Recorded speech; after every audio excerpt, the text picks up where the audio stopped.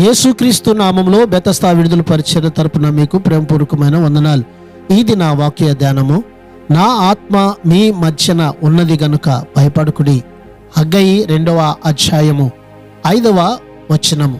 దేవుడు ఆత్మస్వరూపిగా నిరంతరము మనలో ఉండి మనల్ని నడిపిస్తాడు. అయితే దేవుడు మనకు అనుగ్రహించిన ఆత్మ నుండి మనము ఎప్పటికీ వేరు కాకూడదు. కీర్తనల గ్రంథం 51వ అధ్యాయం 11వ వచనంలో, నీ సన్నిధి నుండి నన్ను త్రోసివేయకుము, నీ పరిశుద్ధ ఆత్మను నా యొద్ద నుండి తీసివేయకుము అని దావీదు దేవుని వేడుకుంటున్నాడు.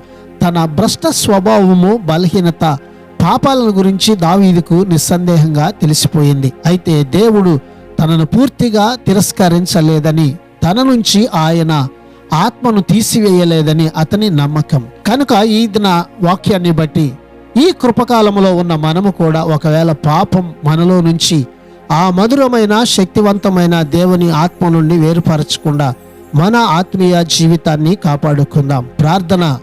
ఆత్మస్వరూపివైన మా మంచి దేవుడా యేసయ్య, మరొక నూతన దినాన్ని మాకు ఇచ్చినందుకు మీకు వందనాలు, స్తోత్రాలు చెల్లిస్తూ, మేము ఎల్లప్పుడూ కూడా ప్రభువా నీ ఆత్మ చేత నడిపించబడిన వారమై ఆత్మీయంగా నీ కృపలో బలవంతులపై ఎదుగునట్లుగా నీ పరిశుద్ధాత్మ శక్తి చేత ఎదుగో ప్రభువా మమ్మల్ని అందరినీ కూడా బలపరచమని యేసు ప్రశస్త నామాన్ని బట్టి ప్రార్థించి అడిగి వేడుకుంటున్నాము తండ్రి. ఆమెన్.